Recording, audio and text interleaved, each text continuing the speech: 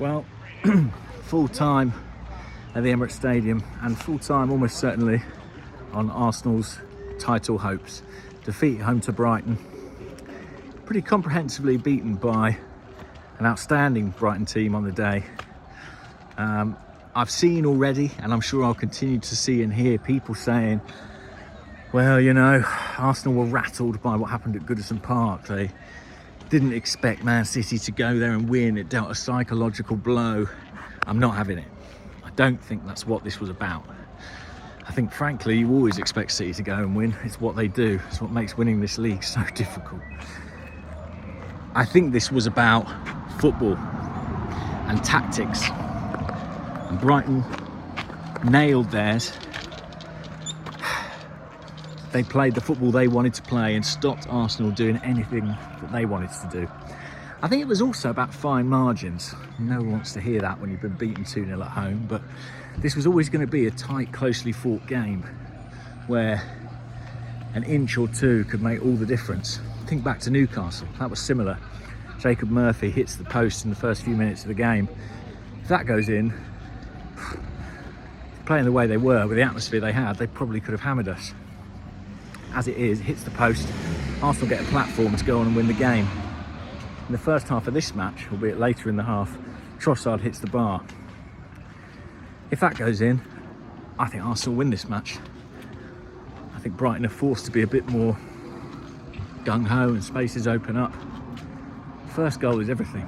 And in fact, even though the first half was tricky and not great on the eye, I felt if Arsenal got the first goal, this was a game they would win. And I didn't fancy Brighton to score. They didn't look that much of a threat for all their control, for all their elegant play, for all their impressive tactics. You know, Aaron Ramsdale was relatively untested. We conceded an incredibly sloppy goal. I'm told that Kivol was fouled in the build-up. That's as may be. I don't know if it needed the other 10 men to stop. And from then on, it was Brighton's. So I said it was about tactics and about football. In what respect? Well, Brighton have a really strong press, aggressive, intelligent press that makes it hard to play out from the back. You add into that Zinchenko was missing, and Arsenal made a decision, and that Kivio's playing on his wrong foot. And Arsenal made a decision, we're going to go long. We're going to kick the ball from Aaron Ramsdale into Gabriel Jesus, Bukayo Saka, Gabriel Martinelli while he's on the pitch. We're going to try and win second balls with Odegaard, with Xhaka. See if we can create a bit of chaos, create some chances that way. It was unusual, it was atypical, it was an adjustment, but I actually think it was okay. You know, I think we had a couple of moments in that first half. Trossard hit the bar, Saka flashed one wide. I think while they had the control and they had the possession, I felt like we had the chances, but it meant that we weren't playing our normal game. I mean, I'm sure the numbers will do the rounds about how many passes Kieran Tierney completed as compared with Zinchenko. I've seen some debate online about Zinchenko, is what he brings going forward worth what he costs us at the back occasionally.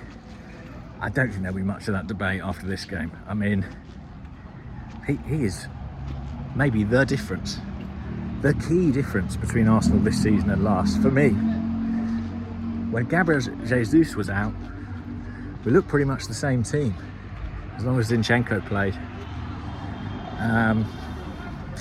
I think the absence of him and Saliba has been far harder to kind of withstand than losing Jesus was. What else to say? Yeah, so we missed him dreadfully, and he is exactly the kind of guy who could have maybe moved that Brighton press around, created some chaos, given us control in the game, but the control was all theirs.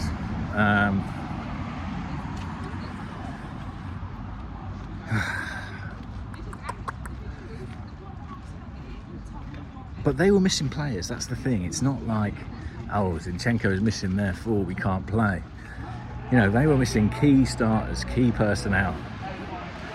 Other things in the game went against us. Felt like, obviously, Caicedo should have been booked. The fact that he wasn't, you know, meant he could stay on the front foot, win some of those duels. He was very good at right back. I wasn't sure about the substitutions. I just felt that we lost shape.